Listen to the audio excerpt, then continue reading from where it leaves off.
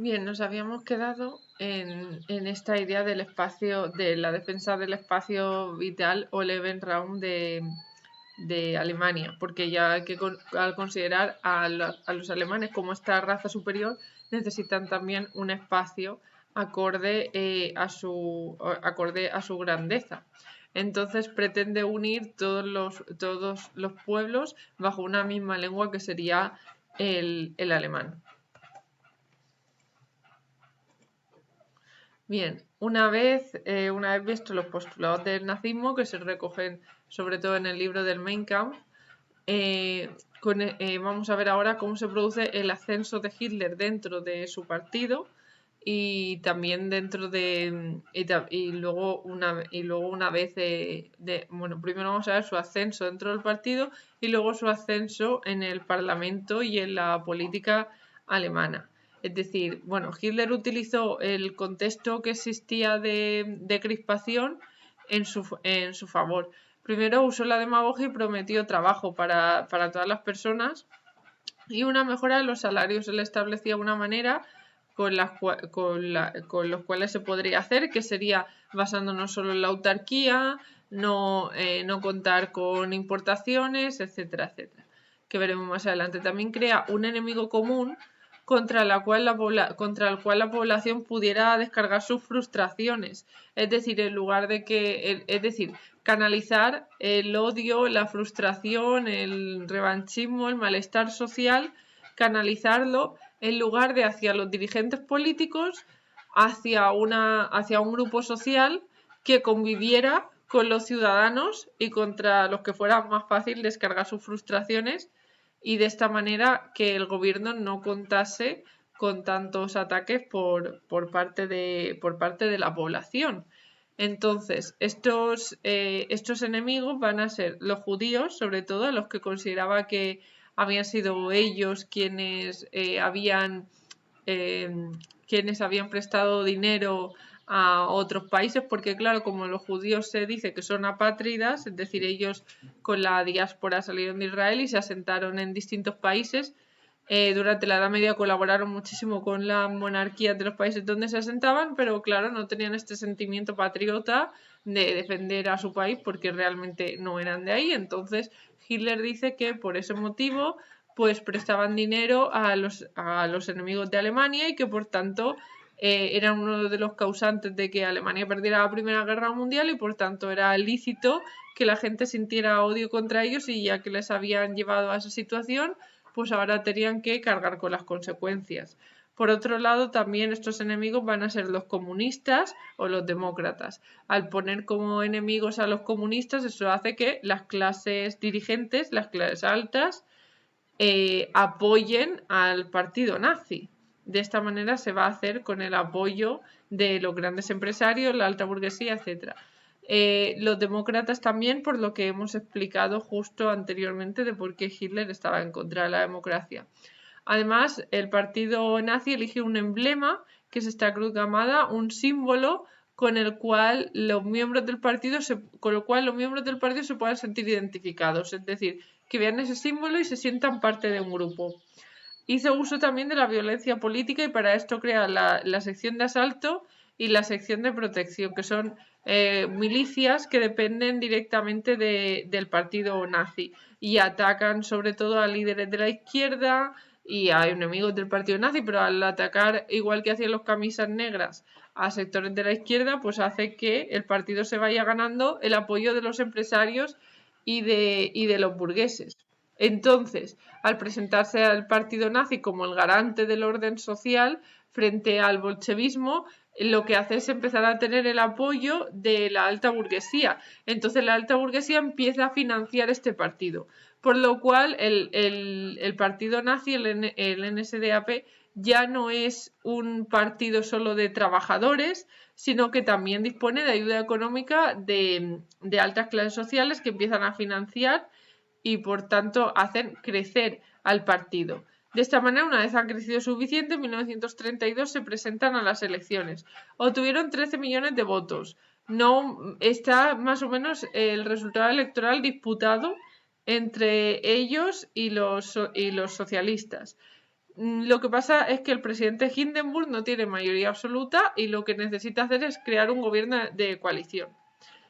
Entonces, el presidente de la República, Hindenburg, como no sale una mayoría absoluta para nadie, necesita un gobierno de coalición y lo que hace es prefiere pactar, en lugar de con los socialistas, prefirió pactar con los nazis, que es lo que se ha hecho que fue siempre el gran error de Hindenburg. Entonces nombra a Hitler canciller porque prefiere pactar con ellos antes que con los socialistas.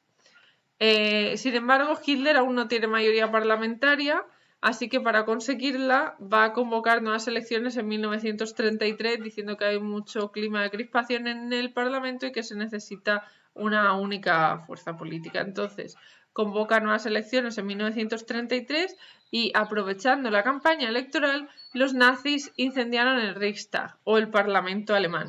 Lo incendiaron y haciendo propaganda dijeron que habían sido los comunistas y que ellos eran los únicos que tenían la capacidad de parar a los comunistas y por tanto que necesitaban su voto y que no volviesen a votar a partidos de tinte socialista, comunista. Entonces, de esta manera hace que el voto ya no se diversifique, sino que vaya sobre todo al partido nazi. De esta manera, ahora sí que Hitler va a obtener plenos poderes y en 1934, una vez muere Hindenburg, se va a proclamar Führer y canciller del Tercer Reich, el Tercer Imperio Alemán. Para proclamarse, obviamente, tenía que eliminar a sus enemigos políticos y esto lo hará en el proceso que se conoció como la Noche de los Cuchillos Largos, que veremos ahora. Entonces, ¿cómo actúa Hitler cuando obtiene el poder? Pues primero, su idea es crear, estas mismas ideas de los fascismos, de crear un sentimiento de grupo que se resume en un pueblo, un imperio y un Führer, un líder. De esta manera todo el pueblo está aglutinado en torno a la figura del líder. No hay disidencias políticas y es un líder indiscutible que guía al pueblo. Por tanto, al haber solo un único líder, se suprimen libertades y garantías individuales porque no hay libertad de expresión, no se puede criticar al partido nazi porque esto podría hacer caer este sentimiento de grupo y, por supuesto, acaba el pluralismo político. No hay más opciones políticas que el partido nazi, igual que Primo de Rivera acabó con el pluralismo político, igual que Mussolini acabó con el pluralismo político.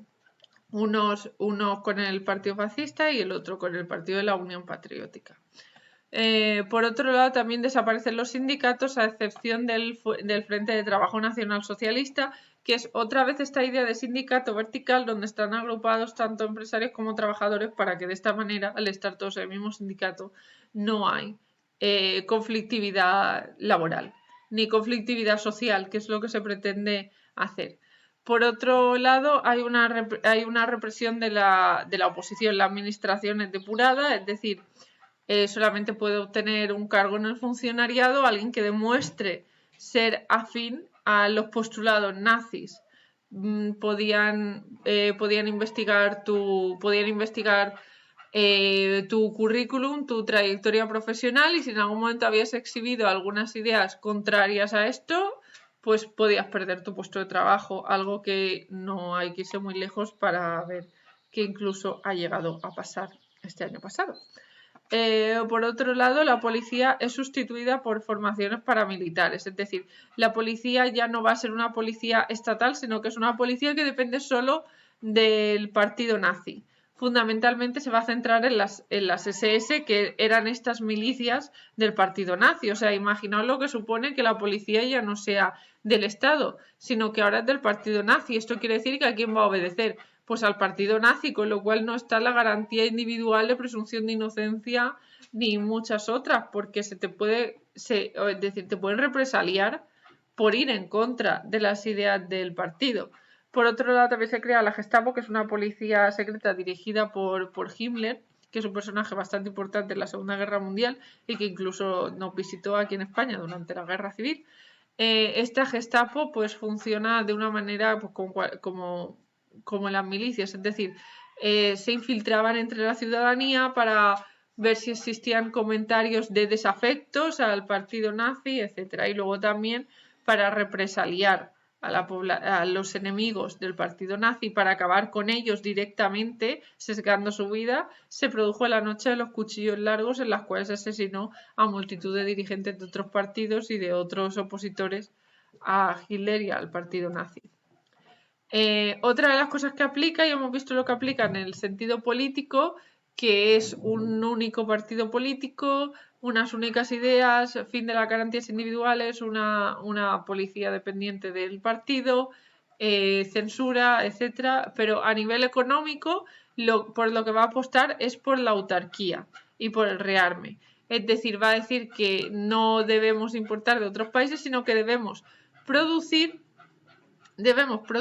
nuestros productos y solamente importar en aquellos casos que sean básicos. Esto pues hace reactivarse las industrias alemanas y también aprovecha también los beneficios que obtiene de las empresas de la industria de rearme, porque en una de las cosas en las que se va a basar también va a ser en fomentar las industrias que fabriquen armamento ya para prepararse para esta expansión territorial que veremos después.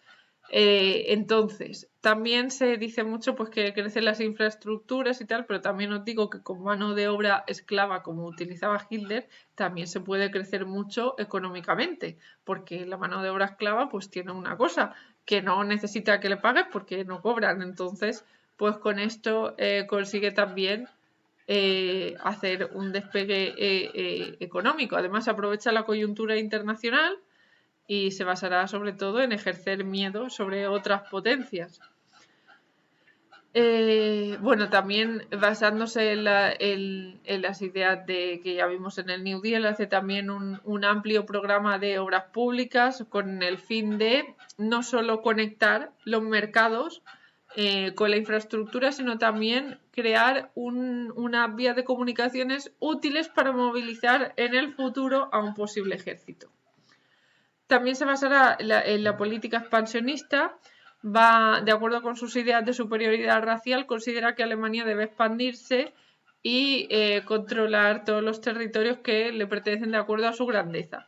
Para ello lo que hace es instaura un servicio militar obligatorio, crea un nuevo ejército y una nueva aviación, la más moderna que verá nunca Europa, y esta nueva, que había visto hasta el momento Europa, y este nuevo ejército junto con esta aviación lo puso en práctica en la Guerra Civil Española apoyando al bando de Franco. Es decir, apoyó a Franco también porque España le servía como un experimento.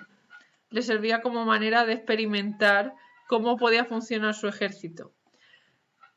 Con este ejército poderoso, Hitler ya se va a sentir preparado para lanzarse a la construcción de su gran imperio y va a empezar poco a poco a saltarse el Tratado de Versalles y a ir, por ejemplo, se salta el pacto de no intervención en España e interviene a favor del bando de Franco, va a ir conquistando algunas zonas territoriales y poco a poco se va a ir saltando el Tratado de Versalles, hasta que finalmente, como veremos, invada Polonia y ya para Europa ya esto sea la gota que colme el vaso y le declare la guerra.